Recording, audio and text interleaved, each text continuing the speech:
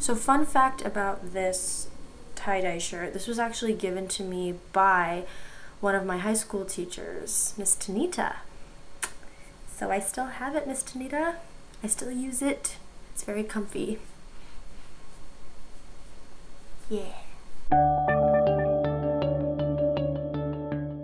Hi everyone, welcome back to my channel, Forever in High School. It's me, Kirsten. If you're wondering why it's really dark, it's because my fiance is playing Kingdom Hearts in the next room. So I had to kind of make my own little setup in this room. So that's why it's brightly lit in this one area, but dark everywhere else.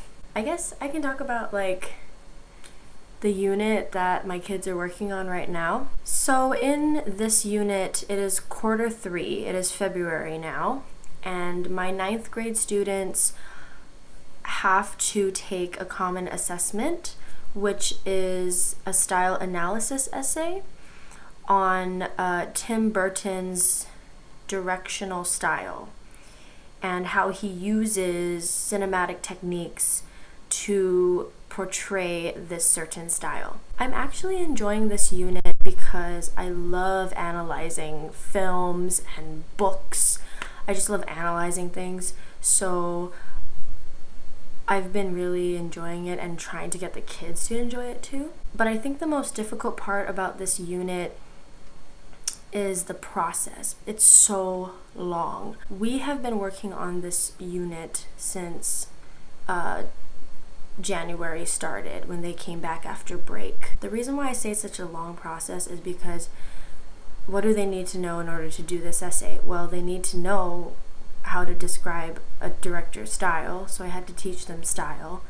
They have to know all the cinematic techniques that Tim Burton uses, and then they also need to know obviously how to write a style analysis essay, which we haven't even gotten to yet because we're still trying to find evidence to support what style they think Tim Burton has in his films. Before we even start writing, I really want to dive into what is his style, how do you know based on the evidence of the movies that we watch, and how can you put that in an essay. And it's a very long process, but I'm hoping that they do well. We haven't started writing yet. We start writing next week. Just a little bit of a background. So far what they've done is they've learned about style. They got a little bit of a background about who Tim Burton is as a person, because I believe that if you know who Tim Burton is as a person and his influences, like Vincent Price, the actor, influenced him greatly. His love for horror and monster films influenced him greatly in his work. If you can know those and understand that he loves those things, then you can definitely analyze his type of style, his very unique Burton-esque style. So I had them just briefly learn about Tim Burton's background. And then, of course, I taught them for 2 weeks straight cinematic techniques, examples of them in film, how directors use them for different purposes.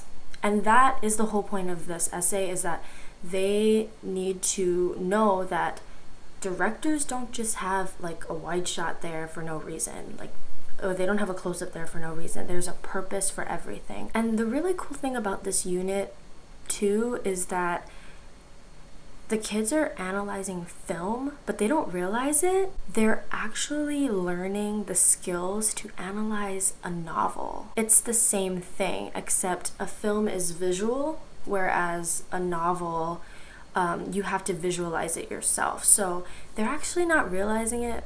I try to remind them almost every day that, guys, if you guys can do this, if you can analyze a film, you can analyze a book. Trying to build their confidence a little and let them know you can do this when you're reading something. But yeah, so far they've learned about cinematic techniques. They watched Edward Scissorhands twice because the first time they view it, they just absorb the plot and the story and the characters and what's going on.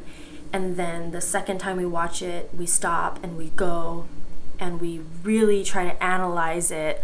Why would Tim Burton use this dolly here? Why would Tim Burton use this type of music in the background right here? You know, so we really start discussing the purpose of his direction. And so we already did Edward. So what we've done this week, we started watching Corpse Bride. And tomorrow we actually begin watching it again. Same process as Edward, where we analyze it the second time around.